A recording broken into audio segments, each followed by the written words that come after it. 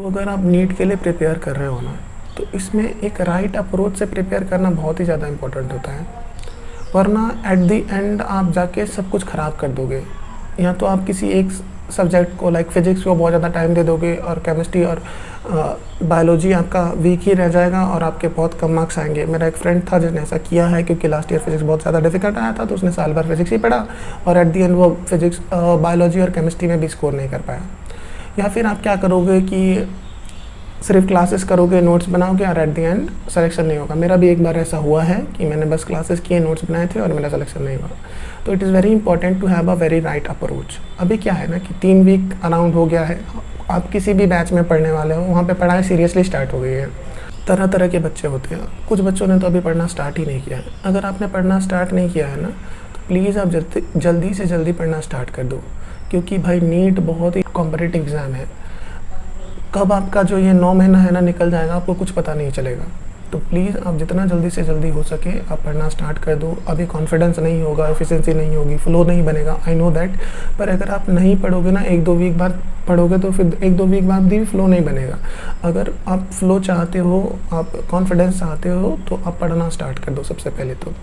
अब बहुत सारे बच्चे हैं जिन्होंने पढ़ना स्टार्ट नहीं किया। कुछ बच्चों ने पढ़ना स्टार्ट किया है तो उनका अभी 3 वीक में ही बैकलॉग हो गया है, और बाकी कुछ बच्चे हैं जिन्होंने बैकलॉग तो नहीं क्रिएट किया, पर वो सिर्फ टेस्ट दे रहे, क्लासेस कर रहे हैं, उसके नोट्स बना रहे हैं, ना तो टेस्ट दे रहे हैं ठीक से और ना ही क्वेश्चन प्रैक्टिस कर रहे हैं। तो आपके पास एक बहुत अच्छा अप्रोच होना चाहिए, ताकि आप पूरा ही जितना भी चैप्टर है नीट का, उसको आप अच्छे से टाइम दे पाओ। NEET is a game of time. देखो, आपको टाइम अच्छे से देना पड़ेगा, अभी पढ़ने के टाइम भी, during preparation and during paper attending as well. अगर आप पेपर अटेम्प्ट कर रहे हो उस टाइम पे भी आपको बहुत अच्छे से सोच समझ के टाइम देना पड़ता है फिजिक्स, केमिस्ट्री, बायोलॉजी को, और जब आप पढ़ रहे हो उस टाइम पे भी। तो मैं इस वीडियो में आपको 3 अप्रोच बताऊँगा। पहला अप्रोच है जिसमें आपको बैच को फॉलो करना है, पर इस अप्रोच के साथ प्रॉब्लम ये है ना कि आपका syllabus as per the schedule 10 मार्च को ख़त्म होगा, यानी मार्च मिड में आप जाके सिलेबस ख़त्म करोगे, तो इसके बाद आपके पास रिवीजन के लिए बिल्कुल टाइम नहीं होगा। तो अगर आप फर्स्ट अप्रोच को फॉलो करते हो तो आपको अभी से ही रिवीजन, मल्टीपल रिवीजन करते रहना पड़ेगा, क्वेश्चन प्रैक्टिस वगैरह बार बार करके, और टेस्ट एनालिसिस, मतलब हर एक चीज़ आपको रेडी करते जाना है, तब आप फर्स्ट अप्रोच को फॉलो कर सकते हो। सेकेंड अप्रोच है उन बच्चों के लिए जिनका स्कोर अच्छा आया है, लाइक 450 प्लस और 500 प्लस और 550 के अराउंड, और ऐसे बच्चे जिनका मार्क्स भले कम आया हो पर वो इंटेलिजेंट बच्चे हैं या फिर अच्छे स्टूडेंट्स हैं, उनके लिए मैं बात करूँ सेकेंड अप्रोच। उसमें आपको मैं बताऊंगा कि आप मिनिमम मेहनत करके कैसे मैक्सिमम पॉसिबल मार्क्स ला सकते हो थ्रू वन शॉट्स, और वो मैं बेस्ट वन शॉट्स बताऊंगा पीडब्ल्यू के टीचर्स के। और पीडब्ल्यू के टीचर्स के वन शॉट्स ना बाकी लोगों के वन शॉट से डिफरेंट होते हैं। अभी अगर मैं बताऊंगा तो कुछ बच्चे बोलेंगे भैया वन शॉट से सिलेक्शन होता है क्या? देखो, अगर पीडब्ल्यू, अब किसी भी टीचर का वन शॉट्स आप यूट्यूब पे उठा लो जिसके आपने डिटेल लेक्चर किए होंगे, आप एक बार देखो 100% थियरी आपको मिल जाएगी और 60 to 70% क्वेश्चन आपको मिल जाएगा उसका। मैंने खुद इन सारे वन शॉट्स को किए हैं जो मैं अभी आपको बताने वाला हूँ। तो आपको थियरी मिल जाएगी। अगर आप वन शॉट से पढ़ते हो, जो कि सेकेंड अप्रोच में मैं बताऊंगा, तो आपको अलग से ज़्यादा क्वेश्चन प्रैक्टिस करना पड़ेगा। तो बात वहीं पे आ जाती है। और देखो, अगर आप अभी तो आप क्लासेस मैनेज कर लोगे, पर जैसे जैसे टाइम बढ़ेगा ना, तो वही 2 घंटे के ड्यूरेशन में आपको बहुत ज़्यादा कंटेंट दिया जाएगा, बहुत इंटेंसिटी बढ़ जाएगी बेसिकली क्लास की। और तीसरा अप्रोच मैं बताऊंगा जिसमें आपको मैं कैटेगरी वाइज स्टूडेंट्स को बताऊंगा जिनका एक सब्जेक्ट स्ट्रॉन्ग है, किसी का 2 सब्जेक्ट स्ट्रॉन्ग है, किसी का सारा ही सब्जेक्ट स्ट्रॉन्ग है, किसी का सारा सब्जेक्ट वीक है, तो उनको क्या करना चाहिए। So now first approach. देखो, फर्स्ट अप्रोच में क्या करना है, बेसिकली आपको बैच को फॉलो करना है। अब ये वाला अप्रोच के साथ प्रॉब्लम क्या है, तो मैंने बता दिया कि आपका जो सिलेबस है होगा वो मिड मार्च में जाके एज़ पर द शेड्यूल 10 मार्च के बाद ही ख़त्म होगा। तो आपको हर एक चीज़ बैच के साथ ही कंप्लीट करनी है, question practice, multiple revision, test और टेस्ट एनालिसिस वगैरह, क्योंकि लास्ट में आपके पास इतना भी टाइम नहीं होगा कि वापस आप एक बार पूरा सिलेबस पलट सको। तो ये प्रॉब्लम है इस अप्रोच के साथ। अब देखो, किन बच्चों को ये चीज़ फॉलो करना चाहिए, तो देखो ये मैं नहीं बोल सकता, ये आपको डिसाइड करना है कि आपको क्या चीज़ सूट करता है। इसमें क्या है ना कि आपको ज़्यादा दिमाग नहीं लगाना होगा अपने साइड से, आप आराम से बैच के अकॉर्डिंग फॉलो कर लोगे। तो करना क्या है, तो मैं सब्जेक्ट वाइज बताता हूँ। सबसे पहले फिजिक्स में आपको आपने अगर IMR सर के लेक्चर करते हो तो IMR सर, अगर सलीम सर के लेक्चर करते हो तो सलीम सर का लेक्चर देखना है। मान लो 9 से 11 बजे तक लेक्चर देखा। लेक्चर कैसे देखना है, तो सबसे पहले आप विंडो प्ले करोगे और *2 या *1.75 लगाओगे। अगर आपको अभी थोड़ा सा अनकम्फर्ट होगा उसमें, तो आप देखो 1-2 वीक करके देखो, फिर आपको *2 का स्पीड नॉर्मल स्पीड की तरह दिखने लगेगा। उसके बाद क्या करना है, अगर आपने लास्ट ईयर नोट्स बना रखे थे तो उस वीडियो पॉज करो, जो भी टॉपिक खत्म होता है उसको नोट से रीड कर लो। उसके बाद जो भी क्वेश्चन स्क्रीन पे आता है वीडियो पॉज करके पहले खुद अटेम्प्ट करो, उसके बाद ही सॉल्यूशन देखो। तो इस तरह से आपको करना है। और जो क्वेश्चन नहीं बनता है या जो इंपॉर्टेंट क्वेश्चन लगता है उसको आप अगर नोट्स में ऐड करना चाहो तो कर लो, अगर टाइम बचता है तो। अगर टाइम कम पड़ता है तो फोटो क्लिक कर लो। वो कैन स्कैनर या कैम स्कैनर नाम से ऐप आता है, प्ले स्टोर से डाउनलोड कर लो। वो ऐप बहुत अच्छा होता है। आप अगर एक बार 2-3 फोटो क्लिक करके छोड़ दोगे ना तो एक फ़ोल्डर बन जाता है, उसमें आप वापस कल जाके उसी फोल्डर में ऐड कर सकते हो। तो ये आसान हो जाएगा आपके लिए। फिर केमिस्ट्री भी सेम अप्रोच से पढ़ना है। अभी जैसे फिजिकल चल रहा है तो फिजिकल में अप्रोच, फिर सेम चीज़ ऑर्गेनिक, सेम चीज़ इनऑर्गेनिक में लगानी है। क्या करना है, जैसे लेक्चर हो रहा है तो अगर आपने लास्ट ईयर नोट्स बना रखे तो उसी नोट्स को ओपन करके रखो। कोई टॉपिक से नहीं पढ़ा है तुरंत आप नोट्स रीड कर लो। क्यों? क्योंकि अल्टीमेटली आपके पास नोट्स ही बचेंगे। लेक्चर की चीज़ें आपको अभी याद है, बाद में नहीं याद रहेगी। बाद में आपके पास जो बच जाएगा वो नोट्स होगा, तो नोट्स आप उसको रीड कर लो। अगर नहीं बना रखा लास्ट ईयर तो इस साल बना लो और उसमें आप थियरीज लिख लो और वो 10% क्वेश्चन। अगर लिख पाते हो तो सबसे बेस्ट है, अगर नहीं लिख पाते तो फोटो क्लिक कर लो उसका। क्यों? क्योंकि इसको आपको रात को रिवाइज करना होगा। नाउ बायो के लिए देखो, बायो के लिए ना आप लेक्चर कर नहीं सकते। इसका 2 कारण है। पहला कारण ये है कि ये देखो, एक चैप्टर ना 10 लेक्चर में ख़त्म होता है, तो उसमें आपको अराउंड 20 आवर्स लग जाएंगे। उसके बाद NCERT पढ़ने में अलग टाइम, क्वेश्चन प्रैक्टिस करने में अलग टाइम, अराउंड 30 आवर्स, और आप बिल्कुल नहीं दे पाओगे। अभी स्टार्टिंग में चूँकि फिजिक्स केमिस्ट्री ना थोड़ा सर बिल्डअप करते हैं तो कम पढ़ाते हैं, पर जैसे जैसे 1-2 महीना बीतेगा ना, इंटेंसिटी क्लास की बहुत इंक्रीज हो जाएगी। आपको बहुत ज़्यादा वही 2 आर्ट की ड्यूरेशन में बहुत ज़्यादा चीज़ें मिलने लगेंगी, संघर्ष एक्साइटमेंट बहुत ज़्यादा आने लगेगा, तो फिर आप मैनेज नहीं कर पाओगे। मैं खुद मैनेज नहीं कर पाता था, तो इसलिए मैं बोल रहा हूँ आप बायो देखो, किसी ना किसी सब्जेक्ट को आपको थोड़ा सा कम करना पड़ेगा, कुछ चीज़ें छोड़नी पड़ेंगी। अगर कुछ चीज़ें छोड़नी है तो वही चीज़ छोड़ो ना जो छोड़ने से कोई नुकसान नहीं हो। जैसे बायो को अगर आप छोड़ोगे तो आपको कोई नुकसान नहीं होगा। कैसे नहीं होगा, तो देखो जो जितना भी आपको भी पता है कि जब से NTA वाला आया है तब से सारा क्वेश्चन जो होता है वो NCERT से आता है। ऑलमोस्ट 100% क्वेश्चन बोल सकते हो। इस साल तो 100% क्वेश्चन NCERT से ही आया था। तो आपको 2 बुक मिला है, आपको उस 2 बुक का हर एक लाइन NCERT का याद करना है। अगर लास्ट ईयर नोट बना रखा था नोट्स तो उसको रीड कर लो और उसके बाद NCERT पढ़ लो। और अगर लास्ट ईयर नोट्स नहीं बना रखा तो NCERT सिर्फ पढ़ना। मेरे से खुद पर्सनली पूछोगे मैंने क्या किया था, तो मेरे नीट और रीनीट दोनों में 360 आउट ऑफ 360 आए थे बायो में, और मैंने बस NCERT पढ़ा था। कितने बार पढ़ा, तो 15 से ज़्यादा बार पढ़ा था। और ऐसा इतनी बार पढ़ने से क्या होता है ना कि आपके दिमाग में एक विजुअल मेमोरी क्रिएट हो जाता है सेम सोर्स से पढ़ने से। अगर आप मुझे कोई भी पैराग्राफ दोगे ना भी अभी बायो का क्वेश्चन, तो मुझे दिख जाएगा कि ये वाला लाइन ना NCERT के इस कोने में, इस पेज के इधर लिखा हुआ था। तो अगर आप वैसे करोगे ना, बहुत बार पढ़ लोगे NCERT को, तो आपको भी दिखने लगेगा, क्वेश्चन बहुत जल्दी सॉल्व होने लगेगा। नाउ क्वेश्चन प्रैक्टिस क्या करना है, तो मैंने खुद 2 या 3 बार IAS PYQs किए थे, तो आप ये क्वेश्चन कर सकते हो। और अगर बायो अगले साल बहुत ज़्यादा डिफिकल्ट आया तो उसके लिए आप NCERT पंच ले लो या फिर कोई सा भी मॉड्यूल किसी भी कोचिंग का आप लगा लो। तो इतना कर लोगे तो बायो हो जाएगा।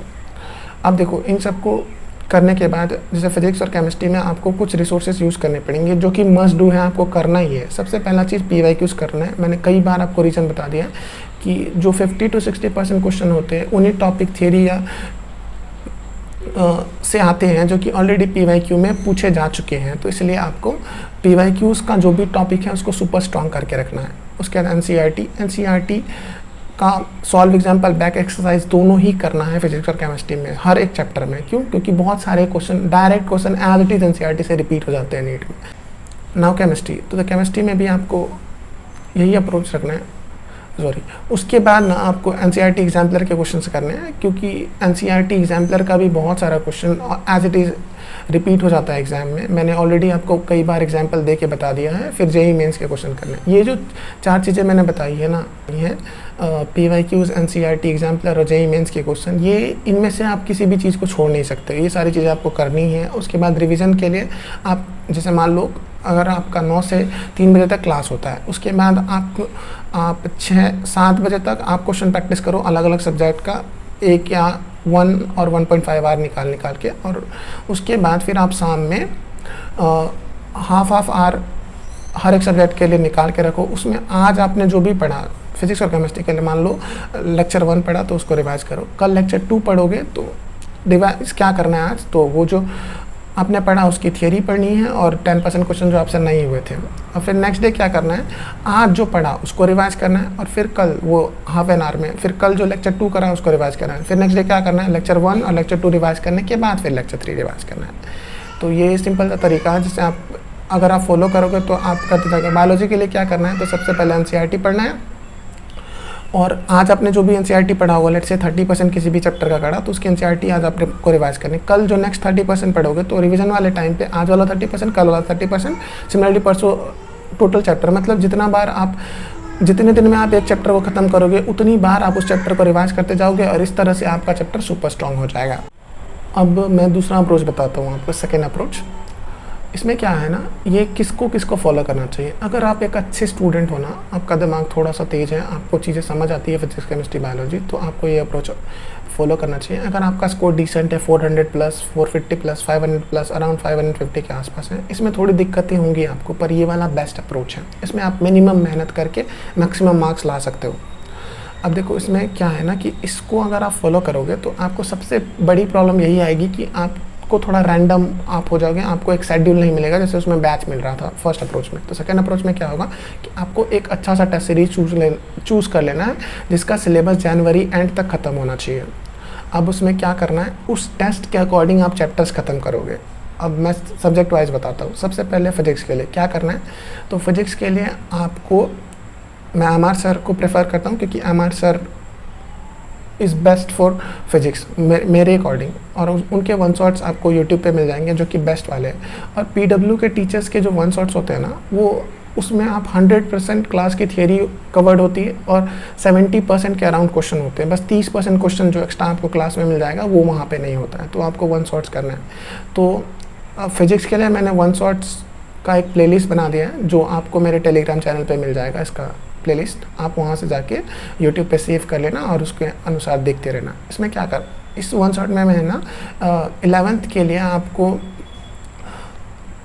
उम्मीद 2025 वाले सारे वन शॉट्स करने हैं। अराउंड 6 to 7 आवर का लेक्चर है और उसमें आपको 100% थियरी और क्लास के 70% क्वेश्चन मिल जाएंगे। मैंने डिटेल लेक्चर भी करा है, उस वन शॉट को भी देखा है, तो मुझे पता है कि ये सारी चीज़ें हैं। अब ये कर लेना है आपको 11th के लिए। फिर 12th के लिए उम्मीद 2026 का 9 चैप्टर ना सर ने उम्मीद में पढ़ाया था, बाकी 5 चैप्टर नहीं पढ़ाए हैं, तो उसके लिए आप मिशन 30 वाला लेक्चर कर लेना।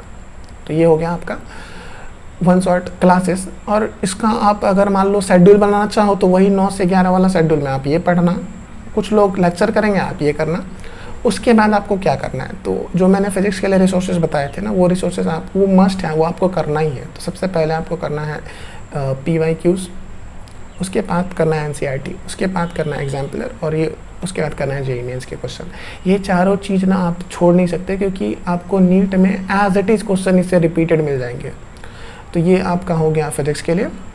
नाउ केमिस्ट्री, तो केमिस्ट्री में फिजिकल, इनऑर्गेनिक, ऑर्गेनिक मैं सेपरेटली बताता हूँ। फिजिकल के लिए सुधांशु सर, तो उसका प्लेलिस्ट आपको मिल जाएगा मेरे ये टेलीग्राम चैनल पे। उसमें मैंने आपको जो उम्मीद वाले वन शॉट्स हैं वो भी मैंने ऐड कर दिया है, उसके साथ साथ मिशन 30 वाला ऐड कर दिया है। तो अगर आप उम्मीद वाला चाहो, थोड़ा डिटेल में चाहो, एक चैप्टर को 6-7 आवर्स में ख़त्म करना, तो उम्मीद वाला देख लो। अगर आप चाहते हो तो 3 आवर्स में ख़त्म करना, तो मिशन 30 वाला देख लो।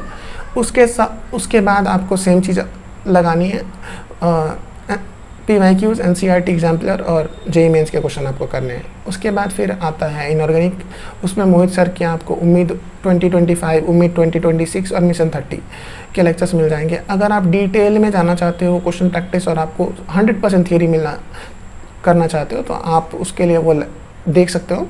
आप 2025 या 26 दोनों ही सेम है, ऑलमोस्ट सब चीज़ सेम कराए हैं। और 26 वाले में थोड़े JEE मेंस के क्वेश्चन ज़्यादा कराए, तो 26 वाला मैं प्रेफर करता, तो आप कर लेना। और अगर आपको और भी कम टाइम में ख़त्म करना है, अराउंड 3 आवर्स में एक चैप्टर को, तो आप मिशन 30 वाला भी कर सकते हो। उसके बाद आपको सेम चीज़ करनी है, PYQs, NCERT एग्जाम्पलर और JEE मेंस के क्वेश्चंस करने हैं। नेक्स्ट ऑर्गेनिक में पंकज सर का आपको प्लेलिस्ट मिल जाएगा, उम्मीद 2025, उम्मीद 2026, और इसमें से 2025 में भी सर ने पूरा अच्छे से पढ़ाया था। 26 में थोड़े क्वेश्चन ज़्यादा कराए हैं, तो 26 वाला आप कर सकते हो। और मैंने इसमें उम्मीद मिशन 30 वाला नहीं रखा है, क्योंकि मिशन 30 में सर ने सारे चैप्टर्स नहीं पढ़ाए थे और एक सीक्वेंस में नहीं पढ़ाया था, यहाँ वहाँ से कोई सा भी टॉपिक पढ़ा दिया था, तो इसलिए मैंने वो नहीं रखा है। तो इसको आप कर सकते हो। उसके बाद सेम चीज़ करनी है PYQs, NCERT एग्जाम्पलर और JEE मेंस के क्वेश्चन। तो इतना ये मिनिमम चीज़ है जो कि अगर आपने सारे चैप्टर्स के लिए कर लिया तो आपके बहुत अच्छे मार्क्स आ जाएंगे। नाउ रिवीजन के लिए वही अप्रोच रखना है, रात को हर एक सब्जेक्ट के लिए आधा आधा घंटा निकालो और उसको रिवाइज करो। और क्वेश्चन प्रैक्टिस कैसे करना है, तो बाकी जो आपको टाइम मिल जाता है जो लेक्चर्स करने के बाद, उसके बीच में और सुबह कल जो सुबह उठोगे उस टाइम पे आपको जो टाइम मिल जाता है, उस टाइम पे आपको क्वेश्चन प्रैक्टिस करना है। आधे घंटे में मैंने बता दिया, जो भी आज जितना भी कवर करोगे किसी भी चैप्टर का, लेट से कि 7 घंटे का चैप्टर है, आपने 2 घंटा आज पढ़ा, तो उस 2 घंटे को आज रिवाइज करो। फिर नेक्स्ट डे उसी आधे घंटे में फिजिक्स और केमिस्ट्री का आज वाला फिर कल वाला दोनों ही रिवाइज करोगे। फिर परसों अगर मान लो चैप्टर खत्म करते हो तो आज वाला कल वाला परसों वाला। तो इस तरह से ये एक तरीका है जिससे वो जो फॉरगेटिंग कर्व होता है ना, कि पहले दिन में आप 50% भूलते हो, दूसरे दिन में आप 40% आपका रिटेंशन बचता है और एक हफ्ते बाद आप 10% पे आ जाते हो, तो उस चीज़ को आप बीट कर सकते हो और इस तरह से आपका चैप्टर सुपर स्ट्रांग होता जाएगा। तो ये दूसरा अप्रोच है। अब तीसरा अप्रोच, इसमें मैंने ना आपको कैटेगरी वाइज बता दिया, आप जिस भी कैटेगरी में फॉलो करते हो आप उसके अकॉर्डिंग उसको फॉलो कर सकते हो। देखो कुछ बच्चे हैं ना जिनका जैसे मान लो जिसका 500 के अराउंड स्कोर आया है, उनका 2 सब्जेक्ट स्ट्रांग है। ज़्यादातर बच्चों का क्या होता है, बायोलॉजी और केमिस्ट्री स्ट्रांग है, फिजिक्स वीक है। तो आप क्या कर सकते हो, बैच के अकॉर्डिंग फिजिक्स को फॉलो कर लो जैसे मैंने बताया है पहले, और बाकी केमिस्ट्री और बायो के लिए 1 शॉट्स देख लो। और क्वेश्चंस को आपको स्किप नहीं करना है, क्वेश्चंस एज इट इज़ आपको रिपीटेड मिल जाएंगे नेक्स्ट ईयर भी नीट में, तो वो सारे क्वेश्चंस आपको करने ही हैं। अब कुछ बच्चे जिनका 2 सब्जेक्ट वीक होगा, कुछ बच्चे हैं कैटेगरी 2 वाले बच्चे जिनका केमिस्ट्री वीक है, तो आप केमिस्ट्री को बैच के अकॉर्डिंग फॉलो कर लो और फिजिक्स और बायो के लिए 1 शॉट्स देख लो। और कुछ बच्चे ऐसा है जिनका तीनों ही सब्जेक्ट स्ट्रांग है, तो उसके लिए आप तीनों में 1 शॉट्स देख लो, जैसे मैंने सेकेंड अप्रोच में minimum work and maximum marks वाले अप्रोच में बताया था, वो वाला आप फॉलो कर सकते हो। और अगर आपके पास कम टाइम है तो आप उस चीज़ को फॉलो करो। और ऑल्सो जो सेकेंड वाला जो अप्रोच मैंने बताया है ना कि आप मिनिमम मेहनत करो और मैक्सिमम आप मार्क्स ला सकते हो, वो चीज़ स्पेशली ड्रॉपर्स जिनका पार्शियल वो कह रहे थे ना, मुझे बहुत सारे पार्शियल ड्रॉपर्स वाले बच्चे मैसेज कर रहे थे कि पार्शियल ड्रॉपर्स को क्या करना है, तो ये वाला सेकेंड वाला जो अप्रोच है वो मस्ट है पार्शियल ड्रॉपर्स के लिए। और कुछ बच्चे जिनका तीनों ही वीक होगा, तो अगर आपका तीनों सब्जेक्ट वीक हैं तो आप तीनों सब्जेक्ट के लेक्चर्स कर सकते हो, तो आपको डेली अराउंड 15 आवर्स पढ़ना पड़ेगा, थोड़ा ज़्यादा मेहनत करना पड़ेगा। और उसके बाद तीनों सब्जेक्ट के लिए आप बैच को फॉलो कर लो और हर एक चीज़ बैच के अकॉर्डिंग कंप्लीट करते जाओगे तो आपका हो जाएगा। बाकी मैंने सब्जेक्ट वाइज वीडियोस बना रखे हैं, मैंने यकीन 2.0 को कैसे फॉलो किया था उसको भी बना रखा है। मैंने इतनी सारी गलतियां करी थी पहले, उनसे जो चीज़ें सीखी थी उसको मैंने एक रूल्स के फॉर्म में बना के फॉलो किया था लास्ट अटैम्प्ट में, और जिससे मैं बहुत अच्छा स्कोर इस बार ला पाया था। आपको साइड में मिल जाएगा, आप वो देख सकते हो।